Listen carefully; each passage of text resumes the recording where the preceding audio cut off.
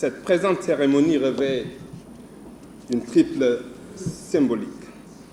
La cérémonie protocolaire de passation de service auquel nous venons de sacrifier est un moment de l'agenda de la République, un moment précis de transmission des pouvoirs conférés par décret présidentiel. Cette passation de service est ensuite une passerelle professionnelle sur laquelle une organisation se réinvente en bâtissant une nouvelle histoire sur son socle vécu, son solide vécu autant pour moi. Cette cérémonie publique est enfin le lieu de célébration du lien social dans une famille que fédèrent les valeurs du travail et qui servira au décret grâce à la fraternité et à l'amitié. Les trésors humains engrangés sur les chemins du devoir. Chers désormais anciens collègues, frères, sœurs pour la vie, chers invités, très chers amis, nous sommes au rendez-vous du passage de témoins à mon frère, je peux me permettre de le dire, et collègue, M. Abdoul Niang. Je me permettrai simplement de dire, cher Abdoul, en te souhaitant plein succès pour ta mission, je te souhaite également, au regard d'un vécu et d'une passion commune pour l'eau potable. Et nous avons raison parce que cette ressource a le don de faire germer la vie, là où le stress hydrique menace de semer les graines stériles de la désolation. Les jours et nuits ont passé, en étant autant de témoins de nos campagnes pour la démocratisation de l'accès à l'eau potable. Mesdames, Messieurs, pendant près de 10 ans, 9 ans et 8 mois exactement, j'ai eu le privilège d'être au service des populations sur chaque parcelle de terre du périmètre urbain et périurbain. Pour ce privilège, je voudrais exprimer ma gratitude à son Excellence le président ou l'ancien président Macky Sall pour sa confiance qui a presque l'âge de son magistère et pour la clairvoyance avec laquelle il a conduit l'hydraulique urbaine vers les performances exceptionnelles. Je félicite pour son élection à la magistrature suprême le président de la République, son Excellence M. Bassirou Diomaye Diakhar Faye, le Premier ministre M. Ousmane Sonko. Je leur adresse mes vœux de succès et de réussite. Je voudrais également remercier tous les ministres avec qui j'ai travaillé à donner corps à la politique nationale en matière d'eau potable dans notre périmètre de compétences. Je remercie naturellement le conseil d'administration à travers son président, le conseil qui m'a supporté pendant quasiment 45 sessions, 9 assemblées générales ordinaires et 2 conseils d'administration extraordinaires et un conseil d'administration à travers des consultations à domicile. Conseil d'administration représenté ici par M. Maël Thiam, en ayant bien entendu et humainement une pensée affectueuse pour son prédécesseur qui m'a accueilli ici dans cette même salle un jour d'octobre 2014, Monsieur le Président Modissi. Je remercie mes collaborateurs pendant ces presque 10 ans, surtout pour leur patience et leur menemuñ, pour leur engagement dans les tâches quotidiennes sur les volumes horaires très prenants. Je remercie enfin les retraités qui ont consacré leur vie à l'eau potable. Et ils restent encore debout à nos côtés. Je vous demande de les applaudir. À côté des collaborateurs et retraités, je remercie et félicite pour leur présence constante à nos côtés.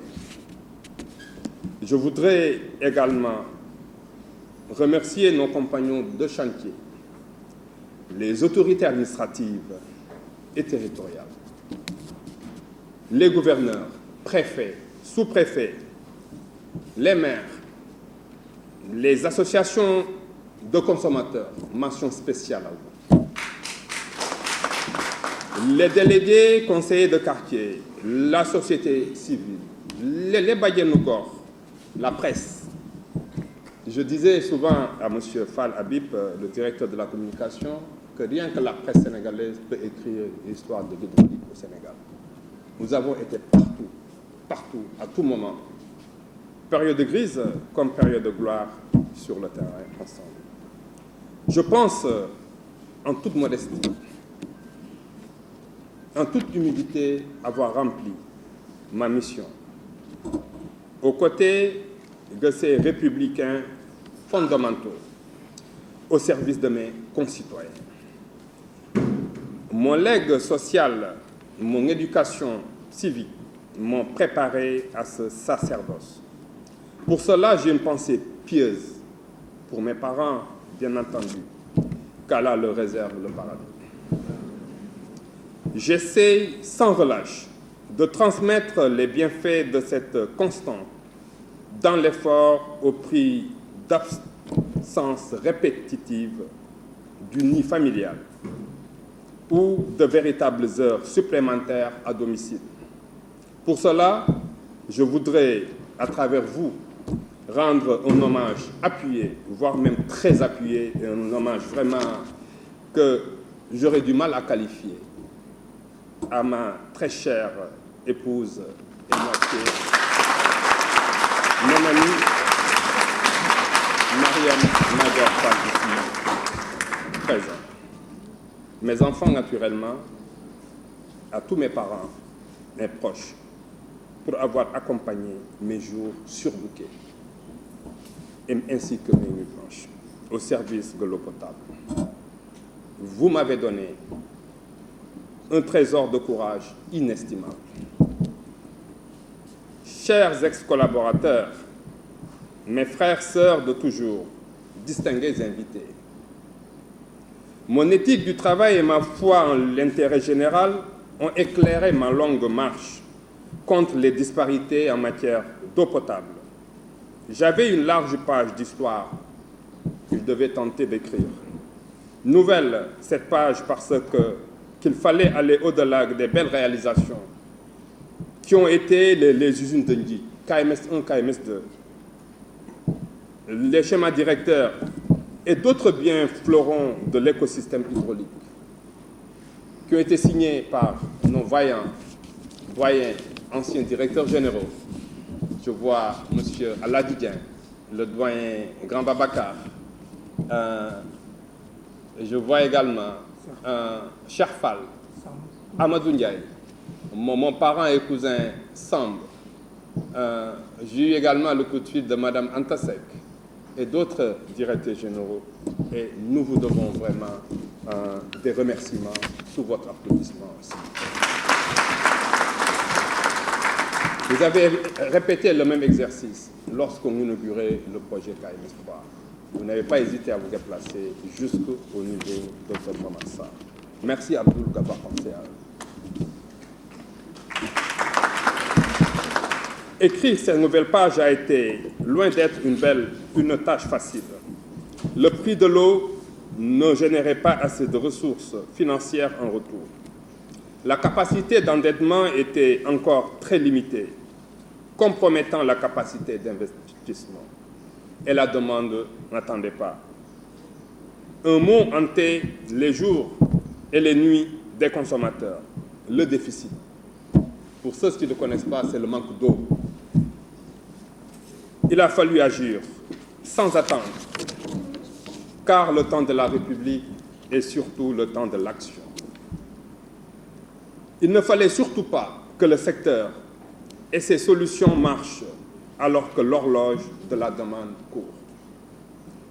Les 39 contrats du PEPAM, le programme eau potable assainissement du millénaire, ont été bouclés, même s'il y avait beaucoup de retard, pour des travaux qui ont permis au Sénégal de réaliser les objectifs du millénaire pour le développement OMD, une performance rare à l'échelle africaine. Malgré les acquis, le chemin est encore long qui nous mène vers les premiers volumes de KMS 3 en 2021, selon les prévisions du schéma directeur. Avec l'énergie, de l'espoir et surtout sur la base de la doctrine de l'intérêt général, différents programmes d'urgence ont sorti les quartiers sans eau de Dakar de la zone rouge. 175 forages ont été réalisés entre 2012 et 2024, autant pour moi, dont 70 dans l'agglomération dakaroise pour 220 millions de litres d'eau par jour complémentaire. Pour le périmètre affermé, c'est-à-dire sur toute l'étendue du Sénégal, ce sont des volumes complémentaires de près de 350 millions de litres d'eau par jour qui ont été mobilisés entre 2014 et 2024. Ce processus de lancement du plan d'investissement est accompagné d'une gestion rationalisée des finances de la SONES afin de rester digne de la confiance des partenaires techniques et financiers. Quelqu'un l'a évoqué, ajustement tarifaire qui ne veut dire rien d'autre qu'augmentation des prix de l'eau. Il fallait oser, il fallait le faire. On a tenté, on l'a fait. Un résultat net positif. Un taux de couverture du service de la dette supérieur aux normes édictées par les bailleurs de fonds. Un ratio d'endettement inférieur ou égal à 1, à 2. Une distribution même dividende aux actionnaire.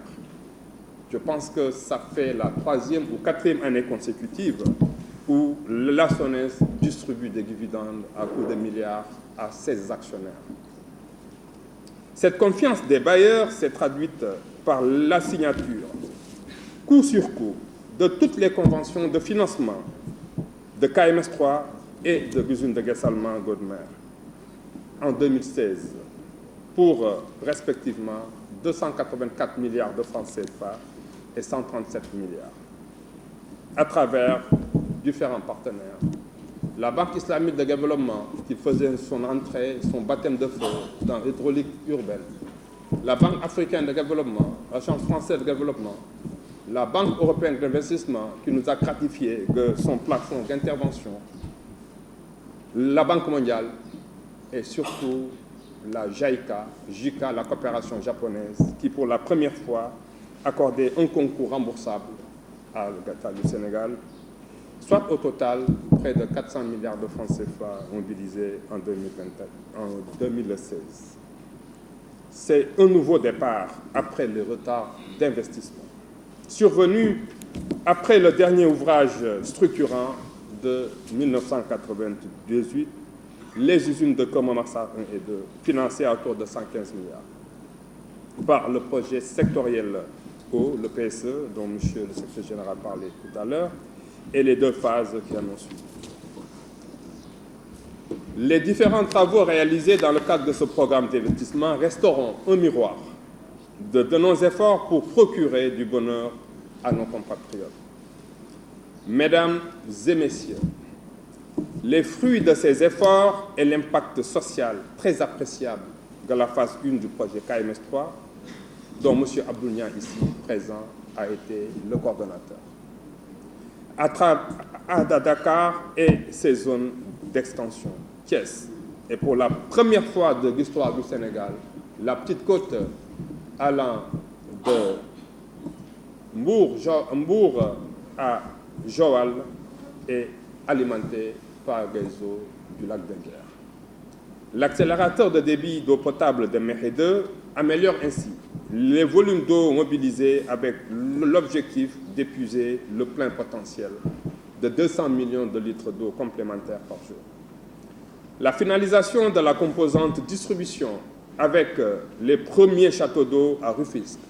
Ceux qui habitent Rufisque en sont fiers, dont mon cousin Sandro. De Guédiawaye, pour la première fois aussi, nous avons des châteaux jumeaux, dont le plus long, le plus haut est à 50 mètres sous radier. Et réservoir de Fandène, Eudias et Réseau élargira le rayon d'influence de KMS 3. Quasiment avec un apport de 145 000 millions de litres d'eau complémentaires par jour, la production est doublée à Dakar et dans l'ensemble du périmètre. En 2011, pendant qu'en 2011, la production de Dakar était de près de 300 millions de litres d'eau, contre 600 millions quasiment en 2024, soit quasiment un doublement de la capacité de production. Pendant la même période, la production moyenne sur l'ensemble du périmètre est à peu près de 400 000 millions de litres d'eau par jour, contre une moyenne de 750 actuellement, soit également ici une augmentation de 84% pour l'ensemble de l'étendue du territoire. KMS 3 n'a pas été la frontière de nos ambitions. L'usine de Guessalma-Godmer, la première du genre dont la réalisation est en cours, consacrera bientôt la diversification de nos sources d'eau et sécuriser encore mieux l'alimentation de Dakar. Le même projet, en renouvelant pour la première fois 316 km de réseau à Dakar, contribuera à réduire les pertes et les eaux non facturées et ainsi la rentabilité de la CEP. Mesdames, Messieurs, dans cette marche vers le bien-être des populations, chaque Sénégalaise ou Sénégalais, quel que soit son lieu d'habitation, quelle que soit sa condition sociale, a droit à un service d'eau potable de qualité. Cette Sénégalaise ou ce Sénégalais habite une de ces régions ayant bénéficié d'un forage. Je pense à Kaffrine, la localité où il n'y avait qu'un seul forage, à Ndioum, à Diakhao, à Khombol, à Linguère, à Gossas, et j'en passe. Ce compatriote habite également dans une des villes qui n'a pas assez d'eau. Ce concitoyen dont le pouvoir d'achat est précaire a bénéficié de la subvention d'environ 150 000 branchements sociaux, impactant ainsi 1 500 000 personnes. Il peut encore compter sur les programmes à venir et qui existent pour à peu près 130 000 branchements subventionnés dont les souscriptions sont déjà ouvertes. Après les solutions de la quantité, la SONES a trouvé des solutions à celle de la qualité de l'eau ou de la problématique de la qualité de l'eau à travers pas mal de localités. Et des solutions ont été apportées. Je pense au bassin arachidier, à Kaolack, à Bambey, à Foundiougne, à Koungheul, à Fatick, où des solutions ont été apportées pour reprendre l'expression populaire, obtenir de l'eau douce. Non moins onéreux que les usines de traitement en termes d'exploitation en raison des changements fréquents des membranes et autres accessoires. Les systèmes de transfert ont été explorés et également pour améliorer la qualité des eaux. Je pense à certaines localités qui aujourd'hui sont en train d'être urbanisées, Tchadjaï, Mbaké, El Sama, et prochainement, Inch'Allah, Djourbel, Foundiougne et Kaolack. Mesdames et messieurs, toutes ces réalisations ont un visage. Le visage de la femme qui, à Kédougou, est libérée de la corvée d'eau en période de chaleur lorsque le niveau des nappes souterraines baisse. Le sourire de l'enfant à Foundiougne, Fatick, Koungheul, qui a la chance de grandir avec l'eau douce, contrairement à ses parents. La sérénité de la famille, de la mère de famille de Saint-Louis, de Bagana, Thiès, Mbour, Bakel ou Khombol, pour qu'il s'éloigne de la veillée de l'eau potable. La confiance renforcée en ce service public qui, pour la première fois à connecter la ville ou l'île de Rapouchor, qui date de 1800 et qui enfin est connectée à l'eau potable. Cette connexion consacre la fin de 2 siècles de stress hydrique. Le sourire des bénéficiaires de nos travaux, de vos efforts, une formidable marque de reconnaissance et votre médaille d'utilité sociale. Monsieur le directeur général entrant, Monsieur Abdoul, la dynamique transformatrice se poursuit avec l'usine de Guessalma d'une capacité de 100 000 m3 en 2 phases. La finalisation des travaux de la nouvelle usine à Saint-Louis, l'équipement d'une vingtaine de forages un peu partout au Sénégal, les études ou la finalisation des études d'actualisation, le schéma directeur Thiès, Dakar-Mbour et l'intérieur du pays. Au soir de ma mission à la tête de la SONES, je suis heureux de remarquer que nos ambitions vont au-delà de mon magistère. Les perspectives pour le Sénégal prospère ont de quoi susciter un immense espoir. Le soleil de l'eau potable, et je suis fier de le constater, ne se couche pas. Il éclaire les travaux en cours et les perspectives dans une synchronisation logique des travaux achevés ou en cours. Les travaux hydrauliques de renforcement des systèmes d'alimentation de Dagana, Podor et Matam, avec le concours de la BOAD, pour un financement de l'ordre de 25 milliards. Le PISEA, qui est le nouveau programme de la Banque mondiale, le projet intégré de sécurité de l'eau, de l'assainissement, pour encore financer des infrastructures à Khombol, à Fatick, à Mbacké exactement, à Tambacounda et à Ziguinchor. Les programmes de réhabilitation de l'ancienne station de défilisation de Kolda, la mobilisation de l'usine de KMS3 à sa capacité nominale de 200 000, le transfert d'eau à partir du Diogo, l'extension de l'usine de Guessalma de Ngamel à 100 000, la construction éventuellement de l'usine de Guessalma de la Grande Côte en 2 phases, les programmes prévus pour les besoins jusqu'en 2050, en mobilisant en 2 tranches 1 million de mètres cubes complémentaires en 2032 et en 2042, grâce à 3 sources d'eau potable possibles: le fleuve Sénégal, le lac de Guerre ou le fleuve Gambie. Pour arriver à ces résultats, il a fallu positionner les moyens financiers comme force d'impulsion de l'ingénierie. On peut dire, de 2014 à aujourd'hui, en termes d'investissement ou de financement mobilisé ou potentiellement mobilisable, nous ne sommes pas à moins de 1 000 milliards de francs CFA au bénéfice des populations.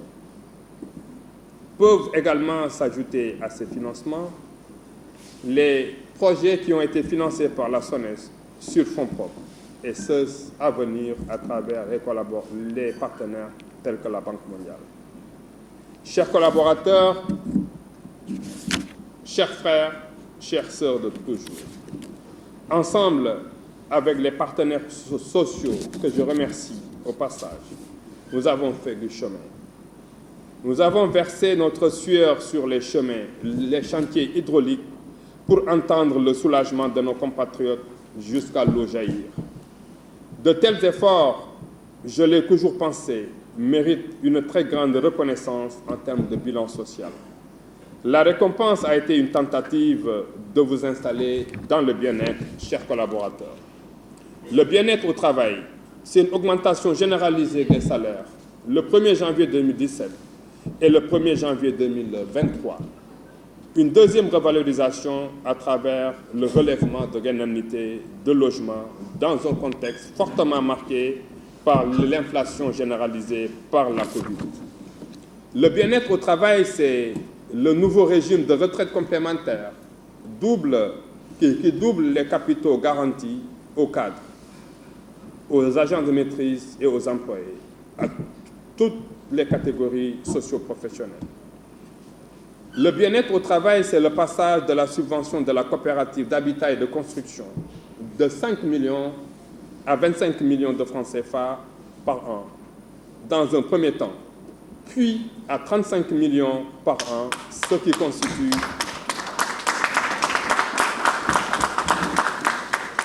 constitue une subvention globale estimée à 245 millions de francs CFA au profit des travailleurs dans le cadre du projet Une famille, un toit sur la période 2014-2024. La Direction générale a apporté son appui qui s'est matérialisé par la mise à disposition de la SONES de l'acte de délivrance de l'état des droits réels sur les terrains du poste Nord, sur une surface de 23 000 mètres carrés. On est trop omnibulé par les mètres cubes. Le bien-être au travail, c'est la pérennité et la consolidation des acquis sociaux en matière d'assurance maladie. La prise en charge intégrale depuis 2019 et vaccins pour les enfants de 0 à 2 ans. Les pathologies rénales supportaient à 100% les frais réels qui étaient plafonnés à 1 million. Le relèvement du plafond de 20 à 30 millions pour le régime assurance santé internationale, que les rapatriements, le dépistage du col de l'utérus réservé auparavant au personnel féminin est aujourd'hui élargi aux épouses des agents. Le relèvement de la prise en charge du taux de couverture lié à l'hypofertilité qui passe de 300 000 à 3 millions de francs CFA. Le bien-être au travail, c'est également le renforcement des capacités. C'est ce que j'appelle souvent le bilan immatériel, qui met les collaborateurs au diapason des meilleures pratiques. Et c'est cela qui nous a permis de faire, à chaque fois qu'on a eu l'opportunité, des promotions internes. Monsieur le secrétaire général l'a certainement oublié, mais à chaque fois, nous avons eu à mener des promotions internes, surtout au courant de ces dernières années. Comme je le disais en wolof, ou quelqu'un même l'a repris, képp ku nekk SONES tey gis nga yokkute si yow. Et je pense que ceux qui sont là ne me démentiront pas. Vous constaterez avec moi que mon slogan de 2014, dans cette même salle, je disais que mon ambition, je pense que tout le monde peut le répéter aujourd'hui, c'est quoi? On ne vous entend pas. Alors, je veux des collaborateurs enviés et enviables. Je pense que c'est devenu une réalité. Toutefois, je veux et je sais que vous aurez plus, Inch'Allah. Vous aurez plus parce que je sais que mon frère Abdoul, directeur général, vous proposera un slogan beaucoup plus ambitieux. Et je sais qu'il le fera.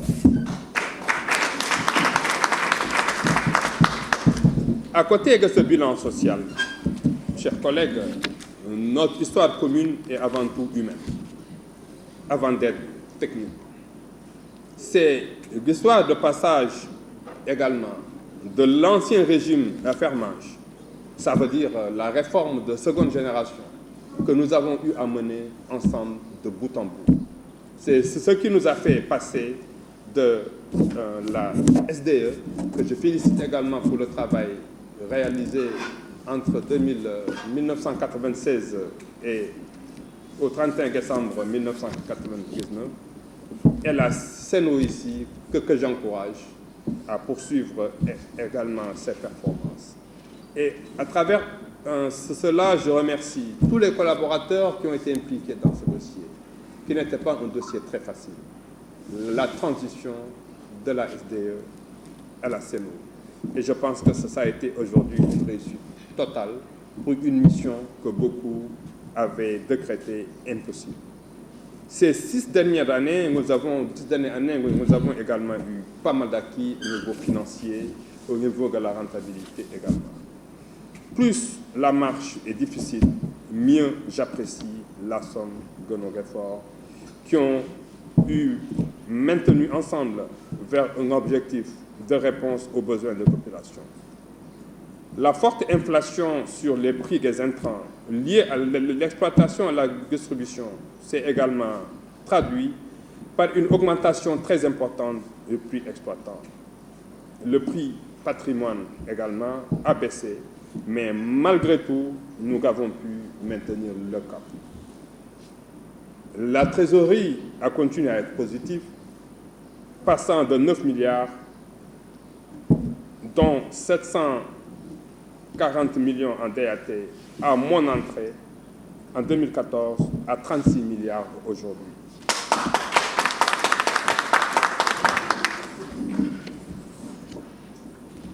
La capacité d'autofinancement de la SONES a également suivi le même rythme. Le défi est encore là, à travers le recouvrement des impayés. Et ce matin, on a parlé encore avec le nouveau directeur général et je sais qu'il en fera également. Chers frères, chères sœurs, chers ex-collaborateurs, chers frères, chers invités, je vous remercie pour votre engagement en faveur du bien-être de nos compatriotes. Merci de porter encore cet étendard de la SONES. Ne baissez pas la garde. Restez mobilisés autour de votre nouveau directeur général, cet ancien soldat Dakar Bango, et comme par hasard aussi votre président d'administration, qui est également un ancien soldat de Dakar Bango. Pour ma part, vous resterez toujours dans mon cœur. Vous resterez même au-delà de mon cœur, ou de nos 2 cœurs, parce que je vois que mon épouse est également membre à part entière de vos familles. Je la vois fréquenter vos nientés, vos xew et autres, même vos tontines. Donc je pense que voilà, vous êtes naturellement implanté dans mon cœur. Monsieur le directeur général, voilà la maison. SONES dont je voulais être clair. En termes de réalisation, de contraintes, de perspectives, considérant que nous sommes ensemble, parce que nous avons toujours été ensemble. Sur un pont, pour la grande traversée du bien-être des populations. Nous traverserons encore le pont pour aller à la corvette de déjeuner, comme d'habitude. À la fin du mois d'avril, le budget global des dépenses, fonctionnement et investissement, qui a été voté par le Conseil pour 93,3 milliards de francs CFA, est exécuté à ce jour à 23%, soit 21 milliards de dépensés. Par conséquent, nous avons aujourd'hui un reliquat de 72 milliards de francs CFA de budget. Le budget ne veut pas dire que c'est dans nos coffres. C'est des prévisions, qu'il y a de l'argent qu'il faut aller aussi chercher. Au moment de conclure ce propos, je voudrais formuler des prières ardentes pour ta réussite, mon cher Abou. À travers vous, votre épouse, je suis sûr que si Paul Mera est de choc, vous le serez. Et Inch'Allah, il le sera.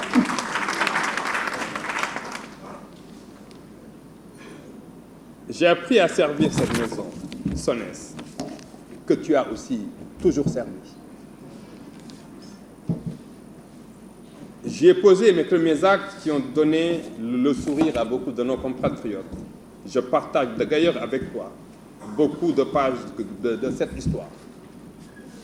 Des pages maintenant, il t'appartient d'en écrire des nouvelles, comme Monsieur le Président du Conseil d'administration l'a évoqué.